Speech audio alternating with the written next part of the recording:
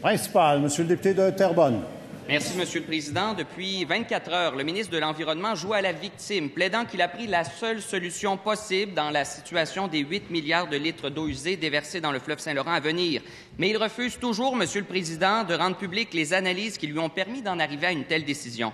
Ce que demande le ministre, c'est un chèque en blanc aux Québécois. Faites-moi confiance, croyez-moi sur parole, comme avec la pouponnière de Beluga. D'ailleurs, il n'a pas fait la démonstration que les impacts environnementaux du déversement seraient minimes. Ni aux scientifiques, ni aux partis d'opposition de cette Assemblée, ni aux maires, ni à Environnement Canada, ni à la population, Monsieur le Président. Il n'a pas fait non plus la démonstration qu'il a demandé à la Ville de Montréal de trouver toutes les solutions capables de minimiser la quantité d'eau usée déversée ou même des solutions de rechange dans ce projet. Ce qu'on demande au ministre, c'est de nous prouver que c'est la seule solution possible et qu'elle minimise les impacts sur l'environnement. On lui demande de faire acte de transparence, de nous dévoiler les avis sur lesquels il se base pour cette décision. On veut la vérité. Monsieur le ministre de l'Environnement. Merci, Monsieur le Président. Tout d'abord, le rapport d'analyse environnementale sur lequel est fondée la décision du ministère de l'Environnement et du ministère de la Faune a été rendu public par notre gouvernement vendredi dernier et est accessible publiquement depuis. Et ce rapport se base d'abord et avant tout sur l'expertise en matière d'eaux usées de la Ville de Montréal qui a proposé le projet. Ensuite de ça, ça a été revu par les experts du ministère de l'Environnement. Ça a été revu par les experts du ministère de la Faune. Et pour l'ensemble de ces experts, c'était la seule solution possible dans les circonstances. Mais si le député veut plus de science que ça, alors on va commencer, puis je risque de manquer de temps, puis on continuera par la suite, Monsieur le Président. La directrice de la chaire industrielle du Conseil de recherche en sciences naturelles et en génie du Canada en traitement des eaux potables de l'École polytechnique de Montréal, Mme Michèle Prévost, arrive à la même conclusion. Elle dit dans Le Devoir, le 3 octobre 2015, « Il n'y a pas d'autre solution ».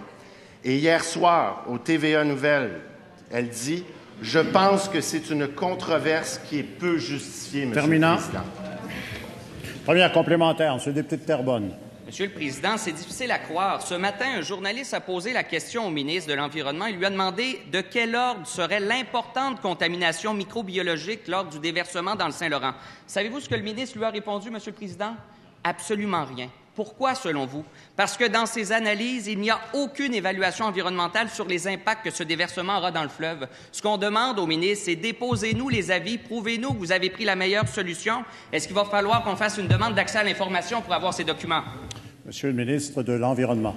Monsieur le Président, encore la science. Le professeur à la Polytechnique à Montréal et spécialiste en traitement de distribution des eaux potables, M. Raymond Desjardins, et je cite, qu'on ramène ça au niveau technique et ça va se régler rapidement. Ça a été dit hier soir à RDI. Ensuite, le directeur général de Nature Québec, M. Christian Simard, et je cite, c'est gravement exagéré de dire que c'est dangereux pour les prises d'eau. Encore dit à RDI hier soir. Ensuite, le chercheur spécialisé dans le traitement des eaux usées au Centre des technologies de l'eau, M. Abdelaziz Guérou, au sujet du déversement. Et je cite, « Le fleuve va diluer beaucoup l'eau déversée. » Ça, c'est dans la presse de ce matin. Ensuite, le professeur honoraire à l'Institut national de la recherche scientifique, l'INRS, M. Pierre Paiement dit... Deuxième complémentaire, Monsieur le député de Terrebonne. Monsieur le Président, si le ministre est si sûr de lui, pourquoi il refuse de déposer ses avis? On a l'impression qu'il s'en lave les mains. C'est la philosophie du « après-moi le déluge ». On ne veut pas rendre public les avis sur lesquels il se base, aucune évaluation sur les impacts environnementaux. Il refuse de nous transmettre les alternatives qui ont été évaluées. Il refuse même de nous dire quelles ont été les solutions que la Ville de Montréal lui a proposées pour réduire la quantité d'eau déversée dans le fleuve. Vous comprenez pourquoi on a de la misère à faire confiance à ce ministre, Monsieur le Président? Est-ce que le premier ministre, lui, peut nous déposer ses avis? Monsieur le ministre de l'Environnement.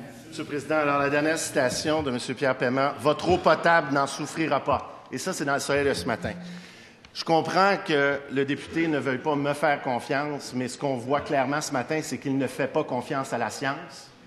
Et aussi, il ne fait pas confiance au fait que si on ne va pas de l'avant avec cette solution-là, dans les temps prescrits par les experts, c'est l'alimentation en eau potable de Montréal qui sera en péril, Monsieur le Président.